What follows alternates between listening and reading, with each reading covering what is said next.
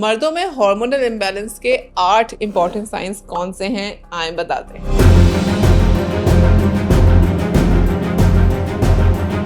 क्या आप महसूस कर रहे हैं कि एनर्जी कम हो रही है, मूड अक्सर ऑफ रहता है, या बॉडी में कुछ चेंजेस ऐसी हो रही हैं जो कि समझ ही नहीं आ रहा? ये सब स्ट्रेस या लाइफस्टाइल की वजह से नहीं, अक्सर ये हार्मोनल इम्बैलेंस के साइन होते हैं जो मर्दों में हेल्थ को डायरेक्ट इफेक्ट करते हैं। आज हम बात करने जा रहे हैं 8 उन साइंस के बारे में जो मर्दों में हार्मोनल प्रॉब्लम्स की तरफ इशारा करती हैं। ये इश्यूज बहुत कॉमन है, लेकिन अक्सर लोग इन्हें नजरअंदाज कर देते हैं। सबसे पहले हेयर लॉस या थिनिंग। अगर आपके बाल ज्यादा गिर रहे हैं या पतले हो रहे हैं, खास तौर के सर के ऊपर से, तो ये हो सकता है कि टेस्टोस्टेरोन लेवल्स के कम होने की वजह से हो। हार्मोनल इंबैलेंस बालों को डायरेक्ट असर करता है। नंबर 2, लो मसल टोन होना। अगर आप जिम जा रहे हैं लेकिन मसल्स नहीं बन रहे या जिस्म में स्ट्रेंथ फील नहीं हो रही, तब भी लो टेस्टोस्टेरोन लेवल्स का ये साइन होता है। वर्कआउट का रिजल्ट कम दिखाई देता है। नंबर 3, एंजाइटी या लो मूड होना। छोटी छोटी बातों पर घबराहट महसूस होती है या बिना किसी वजह की उदासी रहती है। ये मूड हार्मोन्स और टेस्टोस्टेरोन लेवल्स के इम्बैलेंस की वजह हो सकता है। नंबर 4, पफी फेस हो जाना। अगर चेहरा हल्का फूला हुआ महसूस होता है या स्वेलिंग सी महसूस होती है, तो ये ईस्ट्रोजन ज्यादा होने का नतीजा है।